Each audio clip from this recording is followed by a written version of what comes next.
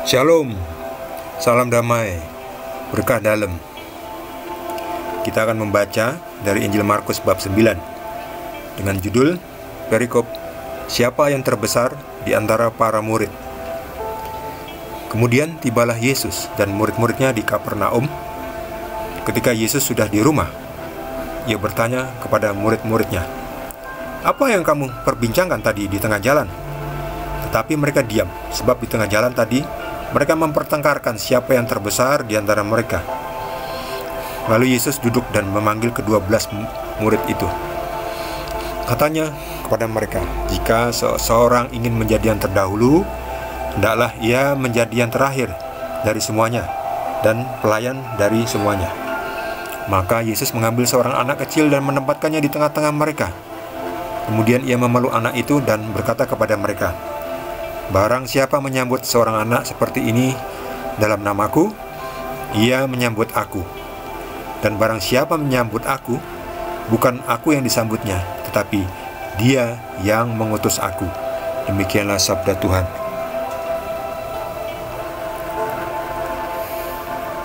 Jadi para ke-12 murid itu, yang mereka ingin unggul, ingin nomor satu, ingin paling top, paling atas, paling hebat, paling jadi ketua ya. Kan seneng ya di kehidupan kita ini kan seneng orang jadi ketua ya, jadi pemimpin ya. Padahal Yesus mengatakan jangan ada yang mau disebut pemimpin, hanya satu pemimpinmu, yaitu Kristus Yesus. Jangan ada yang disebut guru, hanya Yesus guru. Ya betul ya, tapi kita di sini juga memang membutuhkan guru. Kita membutuhkan ketua ya, tapi ketua yang betul itu bukan ketua yang ingin berkuasa ya. Ketua atau pemimpin yang betul itu adalah pemimpin yang melayani. Ini dia.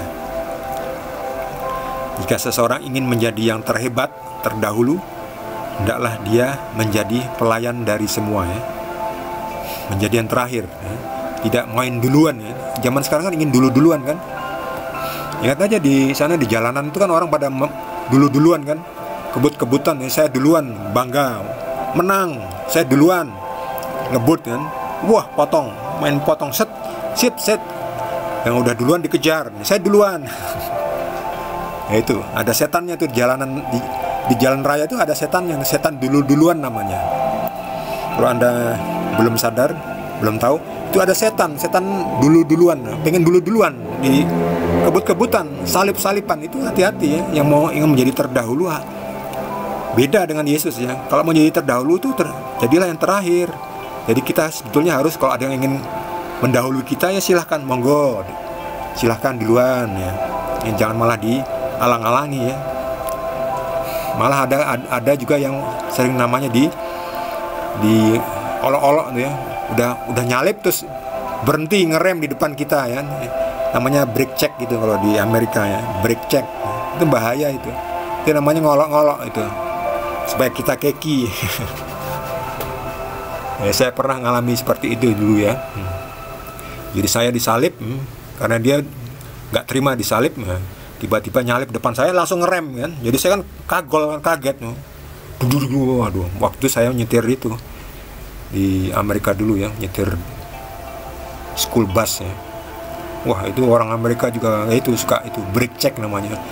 Suka membuat kita keki ya. Suka mempermainkan kita ya. Ya kita harus hati-hati, makanya itulah ada setan jalanan namanya. Setan jalanan bagi saudara. Di Indonesia juga banyak seperti itu kan, suka kebut-kebutan ya. Mau yang terdahulu ini, lihat nih. Itu hanya baru satu contoh yang lain macam-macam lah. Ada yang mau menjadi nomor satu dalam organisasinya ya, saya mau menjadi ketua, saya ingin jadi pemimpin ya. Atau dalam bisnisnya, saya mau jadi yang paling laris toko saya ya. Lalu dengan cara yang curang menjelek-jelekan, memfitnah toko lain. Oh, toko itu misalnya, atau rumah makan yang laris. Lalu fitnah, wah itu mengandung babi. Wah, itulah itu. Jahat itu ya. Jahat itu. Jangan seperti itu ya. Pengikut Kristus, kita bersaing dengan yang sehat ya, yang sportif ya. Yang sportif, kalau kita bisa menang, yang sportif. Kalau kalah kita akui kita kalah ya. Ya sudah, kita biarkan yang lebih hebat. Monggo ya, memang Anda lebih hebat silahkan ya. Itulah Yesus tuh tidak seperti itu ya. Yang ingin menjadi yang terdahulu, menjadilah yang terakhir, melayani, pelayan ya. Kamu jadi ketua tuh jangan maunya nyuruh-nyuruh, nunjuk-nunjuk ya. Oh Yesus nggak apa-apa nunjuk-nunjuk ya. Yesus Tuhan ya, sumbernya kekuasaan ya. Kalau kita janganlah nunjuk-nunjuk, kita ikut turun ke bawah, ikut melayani ya. Jangan maunya duduk di kursi enak, di kipas-kipas ya, minum kopi, minum enak-enak, lalu semua orang harus kerja bakti, kita hanya ongkang-ongkang kaki. Jangan seperti itu. Yang mau menjadi yang pertama atau yang menjadi yang terbesar, ia harus menyambut anak kecil nih. Artinya menerima anak kecil ini, artinya menghargai, melayani, menyambut anak kecil. Anak kecil itu diibaratkan seorang yang hina, lemah, tersingkir, yang difabel, yang miskin. Itu diibaratkan anak ini. Jadi siapa yang menyambut orang yang kecil, lemah, miskin, tersingkir, dan difabel, mereka menyambut Tuhan Yesus ya. Ketika kita menyambut Tuhan Yesus, kita menyambut Bapa di surga ya. Tapi sekarang Yesus sudah bersama Bapa di surga. Yesus sudah menjadi Bapa sekarang, udah bersama Bapa ya. Seperti apa Yesus ya? Yesus seperti Bapa nanti ya. Kita tidak tahu siapa yang sudah pernah ke surga, siapa yang sudah pernah melihat Bapa, belum tahu. Tapi ya seperti itu, kurang lebih seperti itulah ya. Kita harus meyakini yang benar ya, jangan meyakini yang salah ya. Kita meyakini Yesus itu ada dasarnya, ada buktinya ya, dari saksi-saksi hidup ya. Bukan dari klaim-klaim, cuman klaim saya mendapatkan wahyu. Siapa wahyu? Buktinya apa? Kamu tuh siapa? Apa isinya? Apa kuasanya? Buktikan dong. Buktikan. Kalau Anda mendapatkan wahyu, buktikan. Kalau mendapatkan wahyu, mendapatkan juga tanda-tanda kekuasaan dari Tuhan, mukjizat, yaitu ya. Kalau tidak ada ya Anda cuma mengklaim aja, cuma ingin mendapatkan hormat di dunia ini, mendapatkan keuntungan pribadi, untuk mendapatkan keuntungan duniawi ya, menipu orang. Jangan seperti itu.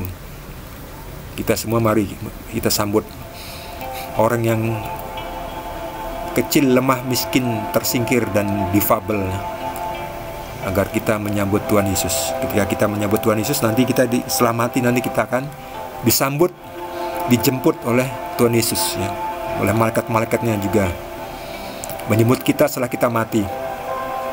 Kita akan disambut seperti kita sekarang menyambut Tuhan Yesus, menyambut orang-orang yang kecil, lemah, miskin, tersingkir, dan difabel, supaya kita nanti juga disambut oleh Tuhan Yesus bersama malaikat-malaikatnya di surga. Jangan kita malah nanti dijemput oleh iblis ya, malaikat kematian ya.